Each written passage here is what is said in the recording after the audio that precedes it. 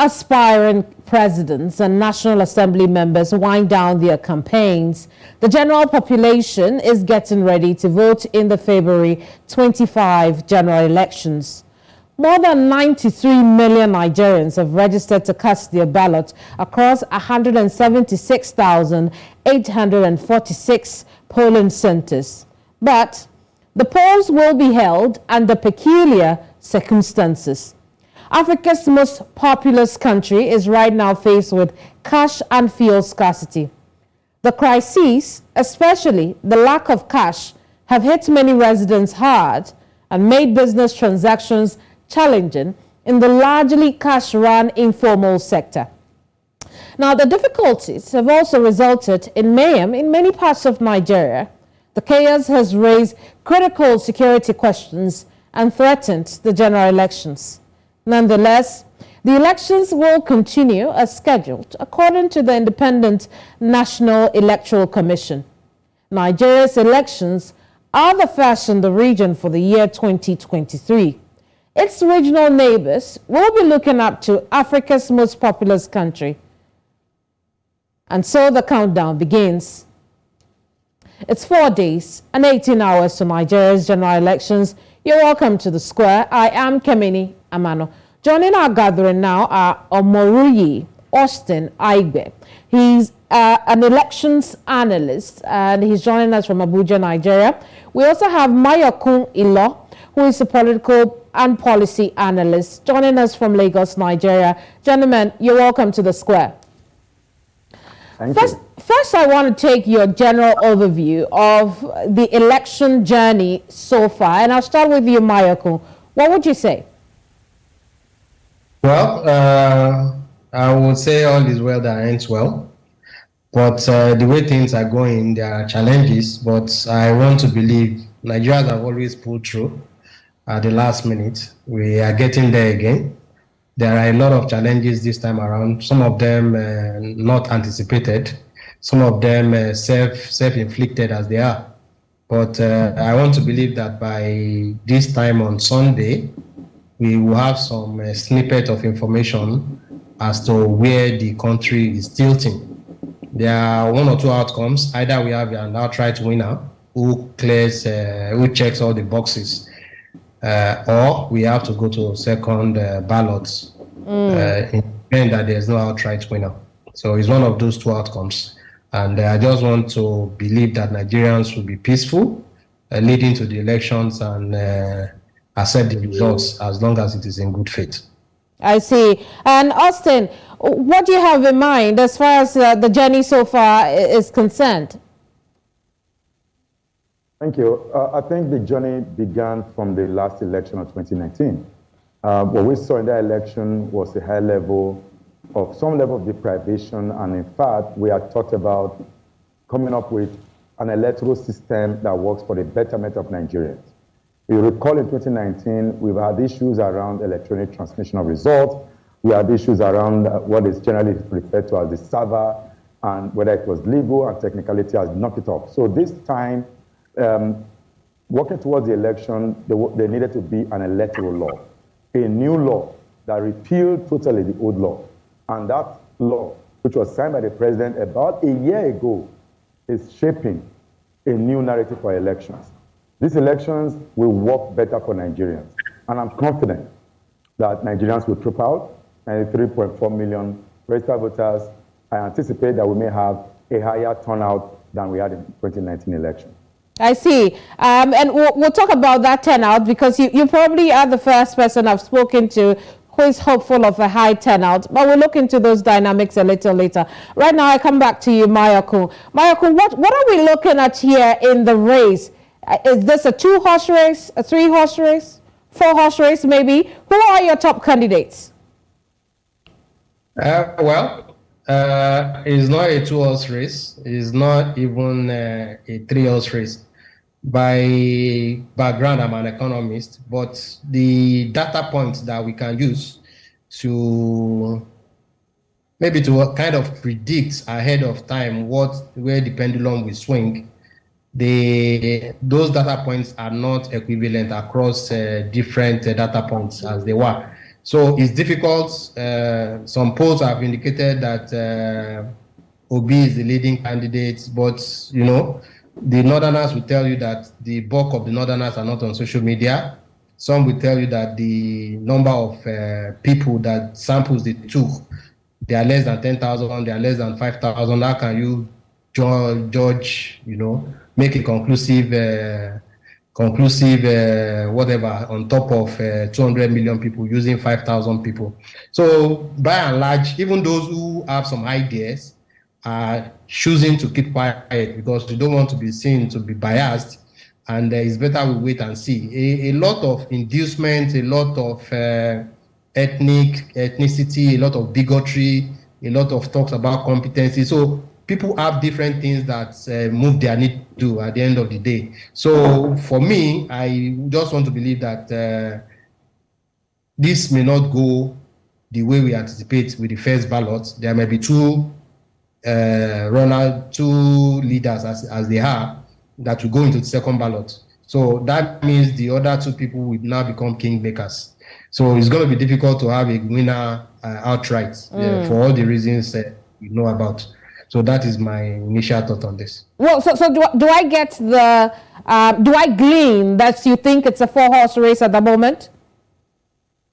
Yes, it is, because as it is now, the whole Southeast and a large portion of South is going for Obi. Southwest is sure for Tinubu. In the North is between Kwankwaso and Atiku. Even the North, because of the Buhari factor and because of the ruling party and the logistics that they can deploy, Tinubu may make an inroad in the North. So I've noticed that Kwankwaso is not really campaigning in the South, especially in the South and Southeast. So it's about holding your territory firm.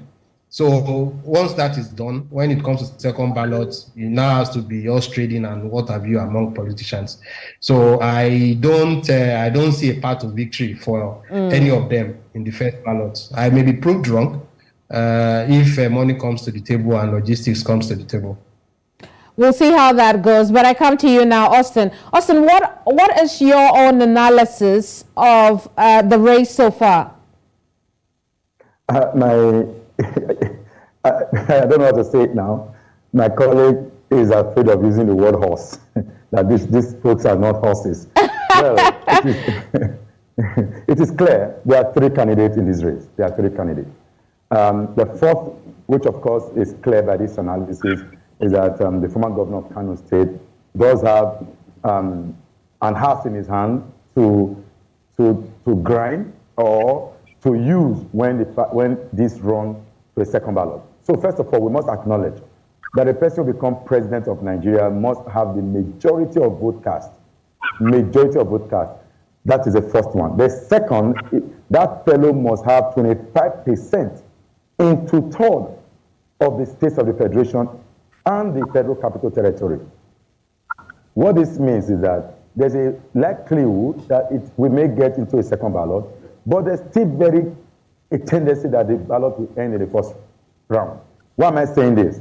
If a candidate wins, let's say, 17 states, it doesn't mean a candidate must win 25 states. It talked about 25% of the total number of votes cast in those states. And each of the candidates does have a very strong tendency to have 25% in 25 states. 25 states meaning that in the north, there are 19 states. In the south, there are 17 states.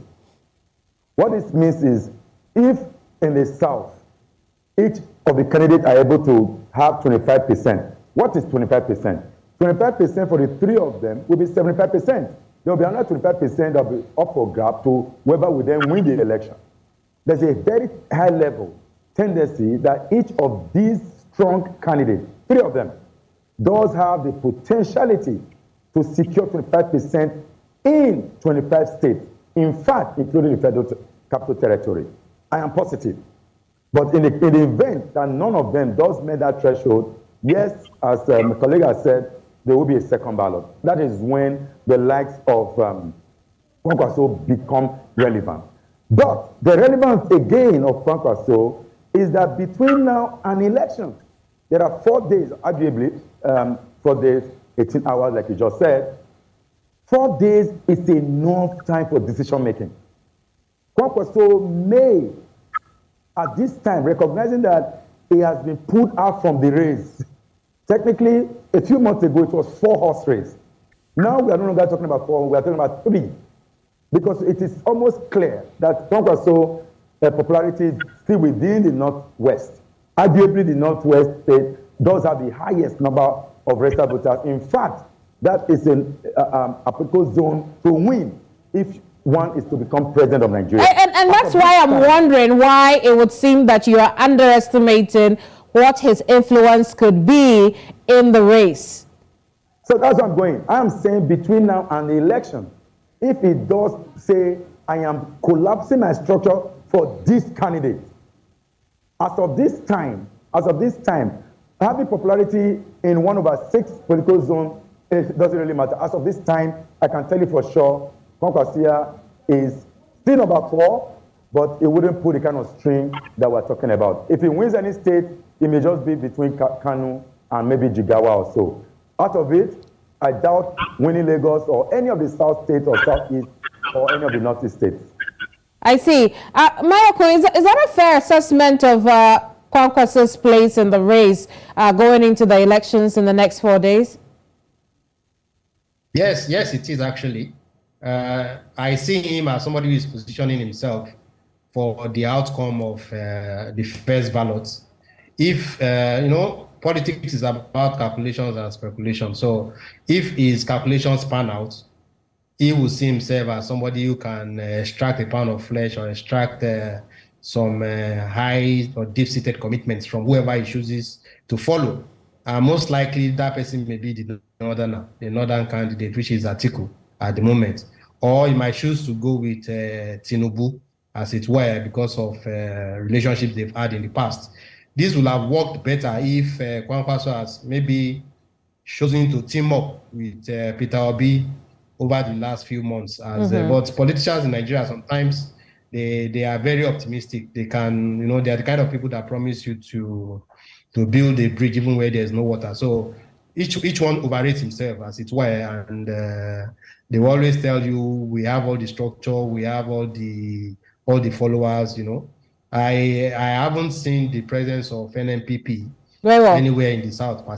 They've had some candidates. But it would seem that has been the NNPP's strategy, that it will focus on where it believes it has the strength, which is up north of the country.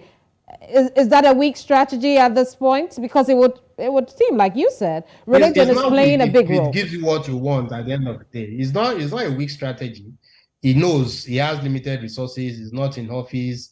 It's not speculation that politicians use public funds as war chests for elections. So he's been out of office. He's not in tune with the current governor of Kano State, where he reigned earlier. So he's probably using his own resources as it is. So he's concentrating them where he feels he has the followership. So it's more for negotiation tactic than actual winning, or maybe positioning himself as a viable contender in 4 or 8 years' time.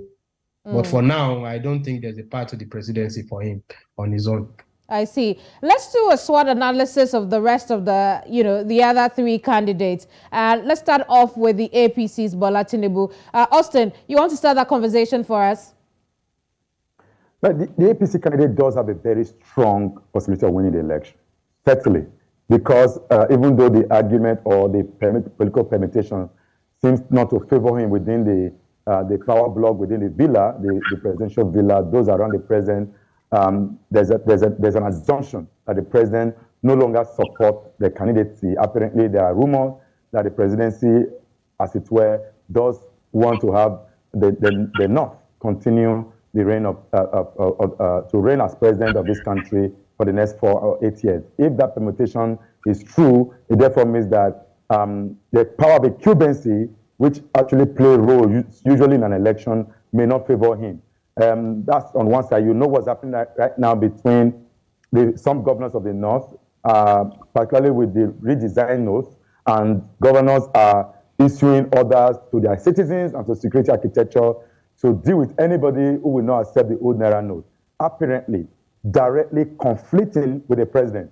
But their argument is strong that the president did conflict the Supreme Court order. So at that point, the candidate of the APC may not pull the incumbency factor, which is very relevant as a sitting party in power.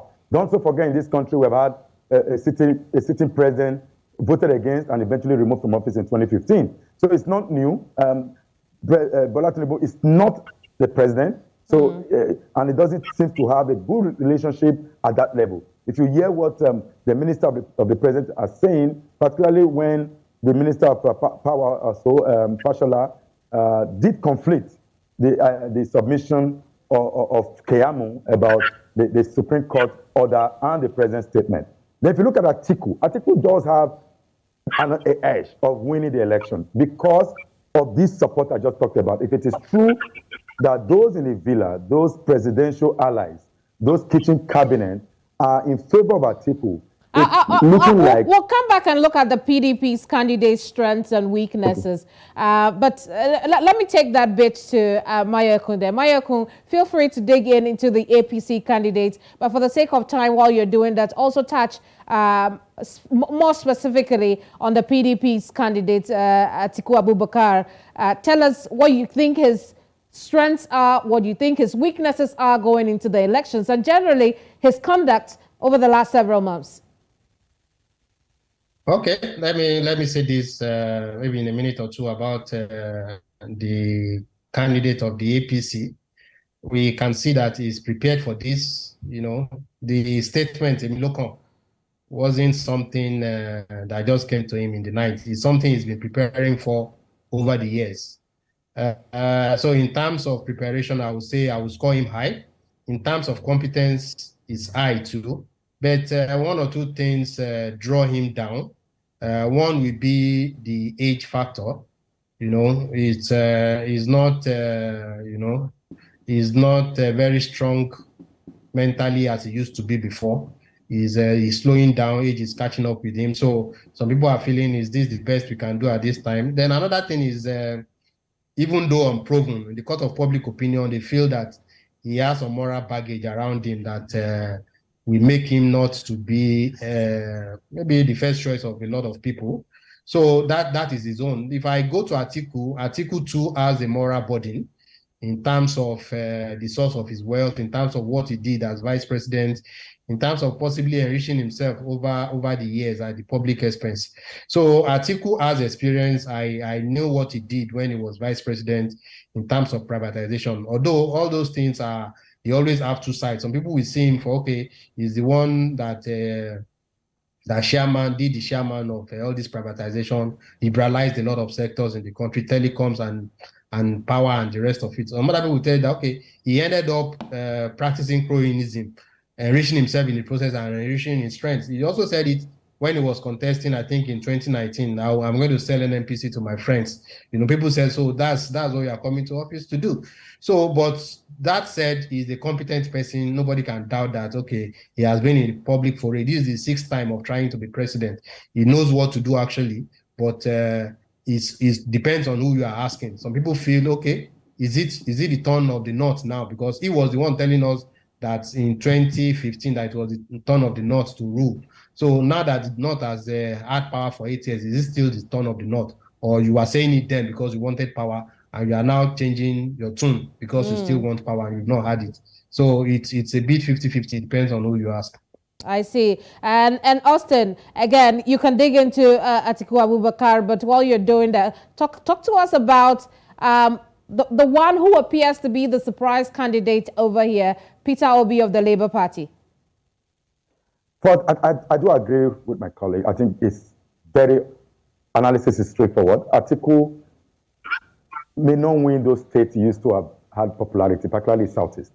PDP used to be Southeast, and Atiku had always won in those areas. Majority of states in the South, Edo and Delta and so, including Rivers, which is like the hotbed of Rivers, PDP, may not go that direction. It's certain that they are all going to another candidate. But as it were, the only popularity is that is the northern candidate. And the likelihood that Kwankwasia may cede to him is very high, even though the other permutation that Kwasia may also cede to the former governor of Lagos State.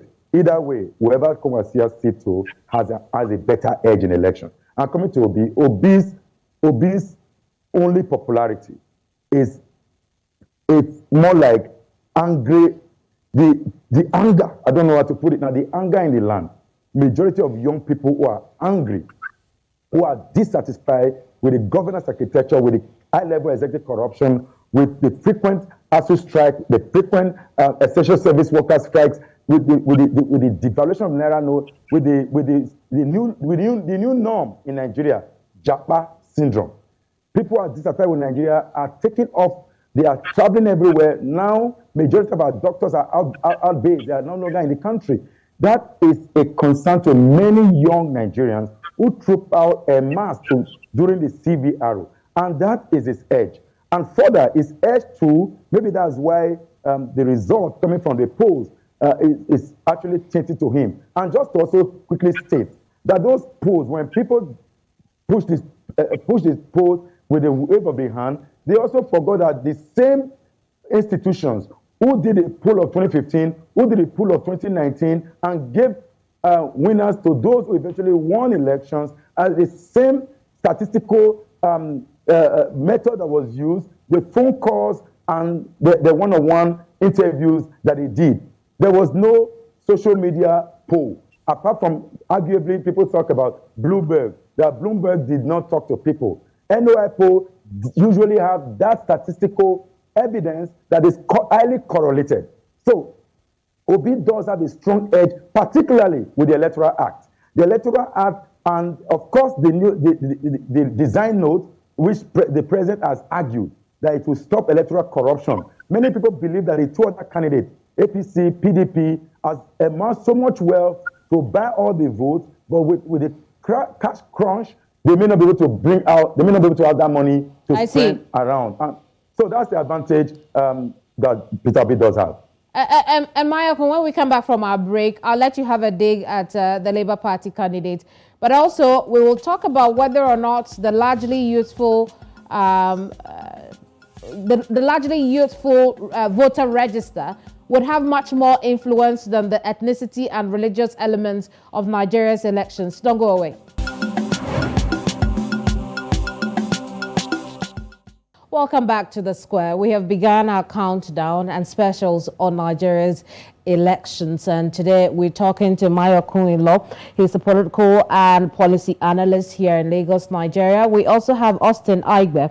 He's an elections analyst. Gentlemen, thank you so much for your time here on the program. Mayokun, I left off saying that I'll give you a dig at Peter Obi. Go ahead and talk to us about what you think, his strengths, his weaknesses, and his general conduct over the last several months is, in your opinion. Well, people believe that the things on the ballot are essentially character, competence, ethnicity, and religion. So if you use those metrics to look at Peter Obi, his candidacy is something that has swelled over the last few months since the time he decided to ditch PDP and join Labour Party. People see him as a ray of hope.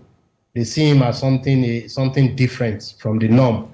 So, like my brother here said, it's about people wanting change. You've traveled out, you've seen things. You are young, 30s, early 40s, 20s, and there seems to be no respite in sight from the political class. We've had people who all they care about are about enriching their pockets, making their wards next in line to inherit the political power and stuff like that. So Obi came a kind of a ray of light, and he kind of prepared for this in terms of preparing himself by choosing not to be, I don't know how to put it. I don't want to go biblical now, but he didn't allow the Potiphar's wife, as it were, to lure him into doing the unthinkable.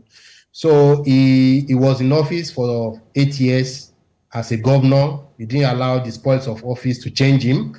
he wasn't one to be, to be lured away by oil blocks and stuff like that. He did things that other governors would not do. Up to today, he's still a simple man. Those are on the bright side. Competence, we can't. He's done businesses before. He's a leader among men. His lifestyle is one that you really desire in a leader. You remember when Buhari was running in 2014, 2015, and people saw him, taking flights, taking sachet Milo. Everybody kind of liked it. They felt that this is a simple man. They wanted a simple man, So Peter Obi is that kind of person. But if I have to say something against him, I would say you were in office for 8 years. You still had political aspirations. What structure did you build? What men did you build? Because that's what people are saying against him now. You are in office, true, you saved 75 billion naira for whoever was in office. I was seeing a tweet today. Somebody from that state was asking, you saved money when poor people were around. The next person came and, frittered away the whole treasury, as it were. The person within 2 years had become your enemy. You didn't mentor anybody that we can point out that, okay, he became governor, these people rose up through him, he mentored them in leadership like the Tinubus of this world are doing. So those are the issues for him. But I think he has the support of the youth. But the last question you have is, okay, what will be uppermost in the mind of the average voter? Maybe 70% of the voters are youths, but at the end of the day, we tend to think blood is thicker than water. We tend to think in terms of our ethnicity. One former senator was asking, we have another opportunity this weekend. Are you going to, exchange one slave master for another, or are you going to opt for freedom? You'll be surprised that, like as it was in Bible times, people will say, okay, free the thief and kill the person that should not be killed. So you might discover that Nigerians will decide to go for whoever they know. I see. Put some 2,000 or 5,000 in their pockets. It's bad, but it's the kind of country we found ourselves in. I see. Austin, what do you think? Would it also be a case of blood is thicker than water, or perhaps the youthful population will show up as they are expected to? So let me try to put some data in place. In 2019, there was 84 million registered voters, 84 million plus. And in that election, less than 30 million voted. President Buhari had won with a little above 15 million, Atiku a little above 11 million, and all the other 69 or thereabout candidates scored less than 1 million votes. So now, between that time and now, we've had the register moving to 93.4 million. That's almost about 9 million new registrants. And if you check the wave that went into that new registrant, there were largely people coming from the 2020 EndSARS protests, where all manner of hashtags went viral, including police and stop the SARS, stop bad governance, stop leadership, stop all of those things. And eventually, we saw what happened, the destruction, the killings, including security personnel who were killed, Nigerians who were killed, and all of the things that ought not to have happened in a civilized environment like Nigeria. Having said that, this movement just now snowballed into this new narrative that if Obi was not on the ballot as candidate, maybe would have had a different person. And apparently that's what Kwankwaso saw when the proposal was to have him join force with Peter Obi, and he turned it down because he also sees himself as the movement. Don't forget that there's a movement called the Kwankwasia. They are across the country. They believe in the people who are part of the movement with the red hat and the white line, struggle line, does follow him sincerely. The same way the Buhari factor in 2015 that went boom. Even though there was a Jagaban effect to that new narrative in 2015 that saw President Buhari winning, but there was already a President Buhari who usually will win certain areas in the poll. So I would say this, the young people who are educated across Nigeria, I'm not saying education is going to play a factor, ethnicity will still continue to play factors, but there is also the new narrative that if we voted as and we have these challenge and all of these, so what? And don't forget too that APC have had their first share ruling this country, PDP has had its own. People are already thinking about, can we just try a different face? Can we just get up from where we are? Maybe we'll get to an Eldorado state if we continue to change. And will that be enough to give LP a chance? That, the fact that people will say that, well, the APC has also been here 8 years. The PDP has been on since the return to democratic rule. Do you think that will be enough reason to say that it's time for LP or perhaps NNP? It's enough. What the conversation is, by 4 years' time, it doesn't do the will of the people, you change. Until a day that we continue to change and change. And look at what happened in Benin Republic. A candidate who didn't have a political party contested as independent and became president of that country. That conversation is on. Now, let's just continue to change. In fact, if you listen to more young people, they don't care. And when they dissatisfied, the option is to japa. And this japarism is not helping the Nigerian state. We are releasing our own strength. The young people are the future of any country, and we must not let them go. We'll see how that plays out. There's time ahead of us, so we'll see how that plays out. However, there's something else I'd like us to talk about. Despite the religious element, the ethnicity element, all of these candidates have had some time in government, in the democratic rule. And I'm wondering, what do you think are some of the issues top of mind for Nigerians as they go to the polls? Mayokun, what would you say?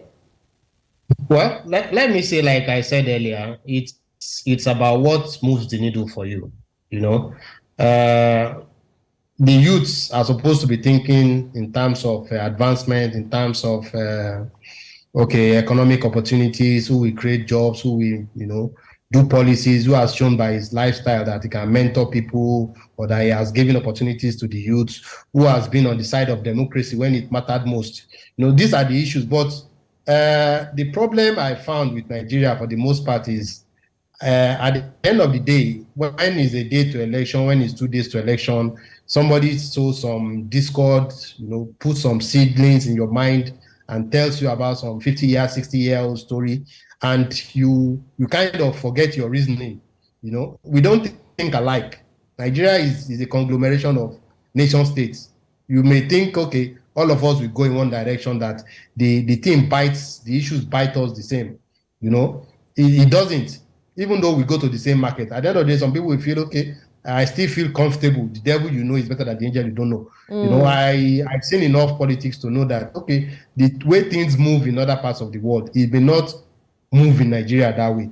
It is a movement. Obi may not get there this time around, but if we can sustain the interest and find out that, okay, maybe with another 2% or 5% it could have happened, then maybe we redouble our efforts in another 4 or 8 years' time, and eventually PDP, somebody said PDP will be in power for 1,000 years. They were only in power for 16. APC has, if they don't deserve, and thank goodness the president, for his ills, he has decided, okay, I will make this a level playing ground.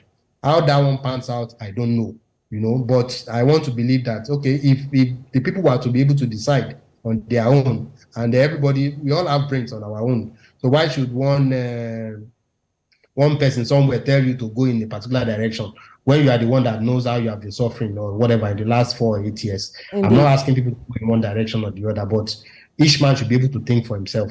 It doesn't always.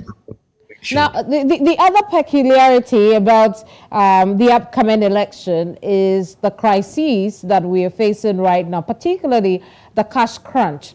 And so there are not only the cash crunch, but also the mayhem that has accompanied the lack of cash in the system. There are those who feel that this could result in voter apathy. Austin, what do you think? Yes, it does have, you're right, but there are also those who think that this will further push the anger and go and vote. So it depends on the side of the divide. And somebody has also told me that it will not reduce vote buying, that vote buying will just reduce. The cost of vote buying will then reduce. That if on the day of election, what a politician usually will buy for 10,000, it can actually buy it for 2,000, and people may accept 2,000 and go and vote. Either way, there are all manner of permutations. But I still believe that as it was in 2015, so it is in 2023.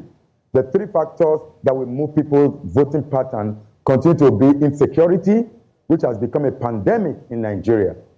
Corruption, you saw all manner in the 8 years of the current administration, even though a few months to go, we have seen high-level corruption, or executive corruption. Even for the first time, the head of an anti-corruption agency was arrested, allegations bordering on corruption. And the third one is economy. And economy is talking about cash crunch and all of that is part of economy. When the president came to power in 2015, dollar was barely less than 100, about 100 official rate. But today, official rate is about 400. But the parallel market in 2015, the dollar was about 200 naira. But today, it's close to 1,000 naira. At some point, it almost got to 1,000. I think it's about 780 now, 800 already. That is weird. I see. And if you ask Pico market woman who sells orange, she'll tell you dollar is affecting orange. You're asking her, how? She tells you that is dollar not affecting the fuel? We will say yes.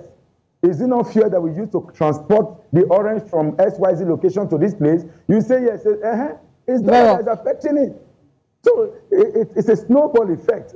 And everybody's usually, the economy, everyone, whether rich or poor, has been hit, was hit with such economic policy. Whether the CBN is right now, I don't know. Whether the policy the partner is right. People argue at some debate. For me, I do agree with such a policy that is the right now policy. The argument about the Supreme Court and the presidential veto or whatever, I do agree with the president by virtue of that State of the Union address recently. It was a fantastic address. I'm sorry I'm having to, we may not be able to cover everything, and so I'd have to cut you short in the middle of your submission. Mayokun, perhaps you have the last word on this one. In the last voter compilation, again, there were 84 million people. At the time, a very high number. There were predictions that voter turnout would be great, but only 34% of that number showed up for democracy. What is your outlook for the 2023 elections in terms of voter turnout? Well, obviously, we have more voters this time because of that factor. It's natural. But I don't think we still have more than maybe 60% voter turnout. Nigerians generally are apathetic people. They don't really care. You know, everybody believes that, okay, it's not my vote that will determine who comes in, you know, at the end of the day. So it's 50-50. People will come, and that's why sometimes when I think about the approach of the ruling party, you know, you don't want to. Sometimes you wonder if this idea of infighting is not a political gimmick that they are using on us, you know, because people are not pleased with the current administration. So if their candidate is telling us that we are not on the same plate, that means give me a chance. You know, even the candidate is not on the same page with the current. So you never know. Forget politicians; they think 2-3 steps ahead of everybody else. But at the end of the day, the power rests with the people. At least barring inducement and barring vote buying and the rest of it, the power rests with the people. If we can make that change and think for ourselves and say, okay, for once, for me, as long as the process is transparent, I'm all about the process. If you make a mistake now, you can correct it in 4 years' time. Lula was the president. He has come back in Brazil. But if we make a mess of the process, then there's no hope for the future. Gentlemen, I'm afraid we'll have to end the conversation. There's so much to talk about, security and, INEX preparedness, but we'll leave it here for now. We'll pick it up again at another time. I thoroughly enjoyed this conversation with both of you. Thank you so much. Thank you for having me. Indeed. Thank you.